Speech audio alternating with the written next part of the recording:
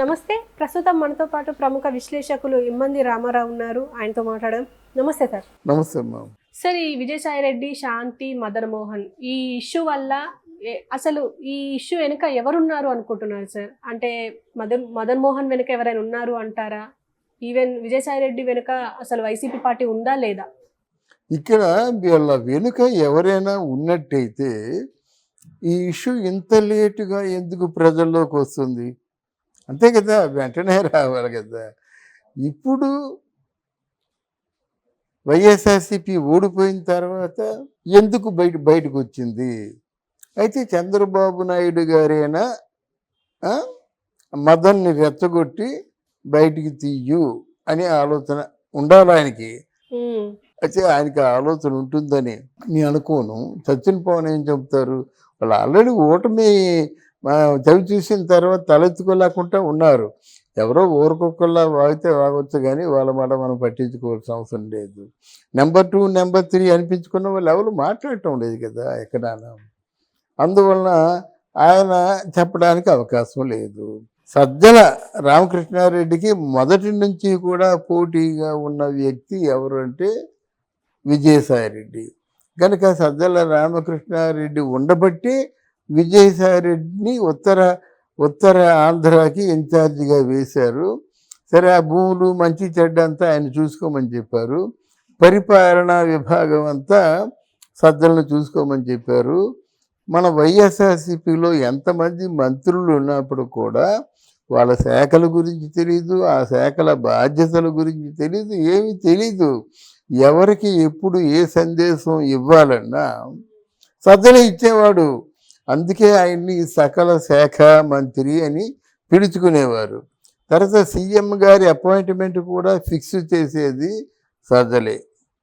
అంటే ఆ పొజిషన్కి వెళ్ళిపోయాడు అన్నమాట. ఈ ప్రభుత్వంలో మంత్రులు ఉన్నారా లేరా ఒకటి. తర్వాత ఇటు చూసి ఆ 7 ఒక ఉన్నారు. ఆ 7 ఎవరంటే అందరికీ తెలుసు కదా. ఆ కొడాలి నాని కానీ, వల్లభనేని వంశీ కానీ, అనిల్ కుమార్ యాదవ్ కానీ, పేరు నాని కానీ, ఆ విడుదల రజని కానీ, అక్కడ అనిల్ కుమార్ యాదవ్ కానీ, తర్వాత రోజా, వీళ్ళు తప్ప మిగతా వాళ్ళు వెళ్ళి కలిసేవారు కాదు కదా. అందుకే కదా అందరికీ విరక్తి వచ్చేసింది. ధర్మాన ప్రసాదరావు గారు లాంటి వ్యక్తిని, వాళ్ళ పార్టీలో ఉన్న వ్యక్తిని, మీ నాన్న తర్వాత సెకండ్ ప్లేస్లో ఉన్నటువంటి వ్యక్తిని ఉదయం వస్తే 7 గంటలకి, సాయంత్రానికి 7 గంటలకి అపాయింట్మెంట్ ఇచ్చావంటే నువ్వెంత అంటే అహంకారంతో ఉన్నావు అన్నది ప్రజలు అనుకుంటారు కదా, పార్టీ వర్గాల సభ్యులు అనుకుంటారు కదా. ఇదంతా ఎందుకు చెప్పొచ్చానంటే సజ్జల రామకృష్ణారెడ్డి తాలూకు ఆ మాయలో పడిపోయాడు ఆయన. మాయలో పడిపోతే సజ్జల రామకృష్ణారెడ్డి ఏం చేశాడు? ఇంకో మాయ చేశాడు. విజయసాయిరెడ్డిని దూరం చేశాడు. సీనియర్స్ అయిన మంత్రులందరినీ దూరం చేశాడు. ఈయన పక్కన ఉండడానికి ఎవ్వరికీ కూడా లేదు. విజయసాయిరెడ్డి కొత్త పరిపాలనా విధానం ఏంటంటే రోజుకు 1-2 సార్లు తిట్టించినట్టయితే అసలు తెలుగుదేశం పార్టీ ఉండదు, తొక్కేద్దాం. ఈ బాధలు భరించలేక ఆయన చచ్చిపోతాడు ముసలాడు. అంటే చంద్రబాబు నాయుడు చచ్చిపోతాడు. పవన్ కళ్యాణ్కి అంత సీన్ లేదనే కదా అనుకుంటున్నారు వీళ్ళందరూ. వార్డు మెంబర్గా కూడా గెలవలేడు, దరిద్రుడు, ప్యాకేజీ స్టారు, దత్తపుత్రుడు, 4 పిల్లలని జగన్మోహన్ రెడ్డి అంటాడు. 4వ పిల్ల ఎక్కడి నుంచి తెచ్చిద్దాం అనుకున్నాడో తెలియదు కానీ అంటాడన్నమాట. ఇటువంటి ఒక నీచపు కూతలు కూసిన వాళ్ళందరి వలన ఇంకా పవన్ కళ్యాణ్ అనేవాడు ఆ మొక్కలను తుంపేద్దాం, ఆయన మహావృక్షంగా ఎదిగితే అన్ని తప్పించడం కష్టం అని ఒక పిచ్చివాడు, ఏదో పదవి కోసం ప్రాకులాడుతున్నవాడు వీళ్ళు మొక్కలోనే తుంపేసినట్టయితే మరి రాడు. అంత ప్లాన్ వేసి ఏం చేశారంటే వాళ్ళ క్యారెక్టరు అసాసినేషను. అది మనం సహజంగా తిట్టుకున్నప్పుడు ఫైనల్గా తిడతారన్నమాట. ఎవరు క్యారెక్టర్ అసాసినేషను ఎవరు చేయకూడదు, వాళ్ళు చేయకూడదు, వీళ్ళు చేయకూడదు. వీళ్ళు మాట్లాడితే ముందు క్యారెక్టర్ అసాసినేషన్ అన్నమాట. షర్మిలా శాస్త్రి విజయమ్మకు పుట్టలేదు, ఈ శర్మల్ని పెంచుకున్నారు. అదేమిటది రక్త సంబంధంలో ఉన్నటువంటి నిగూఢమైనటువంటి విషయాలు అంత బాహాటంగా మాట్లాడుకోవడం. అది కుసంస్కారం. నిజంగా వాళ్ళని పనిష్మెంట్ కూడా ఇవ్వచ్చు మాట. గనక విజయసాయి రెడ్డిని అంటే తర్వాత విజయసాయి రెడ్డి కనిపించకుండా పోయినప్పుడు సజ్జల కూడా అబ్స్కెండ్ అయిపోయాడు మాట. అప్పుడు చాలామంది ఎవరెవరు ఎందుకు ఏమి నష్టం కలిగించారో చెప్పారన్నమాట. అందులో ప్రధానంగా ఉన్న వ్యక్తులు ఇద్దరు. తర్వాత ఏమో సజ్జలని జగన్మోహన్ రెడ్డి చాలా అంటే సీరియస్గా వార్నింగ్ ఇచ్చాడు.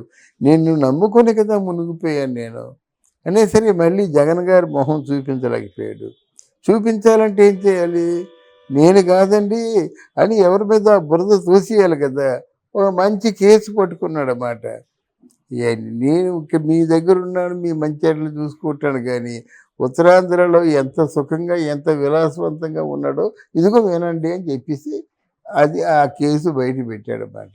తర్వాత ఇదంతా జరుగుతూ ఉంది. అన్నది ఒక ప్రచారం, మన సొంత నిర్ణయం కాదు. అన్నది ఒక విశ్వసనీయ సమాచారం. దీని వెనక సజ్జల గారు ఉన్నారనే సమాచారం. రెండోది ఏంటంటే విజయసాయి రెడ్డి చేసిన మోసానికి తట్టుకోలేక దాన్ని కంట్రోల్ చేసుకోలేక మరి అధిష్టాన ఆయన ఎవరు రారాజు అంటే మాజీ రారాజు వైఎస్ జగన్మోహన్ రెడ్డి ఆయనే బయటికి ఆ కలుగులోంచి బయటికి విజయసాయి రెడ్డిని తీస్తున్నాను అని చెప్పాడన్నమాట. తర్వాత విజయసాయి రెడ్డి పార్టీ మారుతున్నట్టుగా ఒక ప్రచారం ఉంది, బీజేపీలో చేరుతున్నట్టుగా. ఎందుకంటే బీజేపీ ఎలాగా అంటే they will definitely take the action. అప్పుడు బీజేపీలో ఉన్నట్టయితే బీజేపీ పార్లమెంట్లో ఉన్నటువంటి సభ్యులతో కాస్తో కోస్తో పార్లమెంటేరియన్గా ఉన్నాడు కనుక ఇది పరిచయాలు విజయసాయి రెడ్డికి. అందుకని బీజేపీ కోసం తొంగు చూస్తున్నాడు.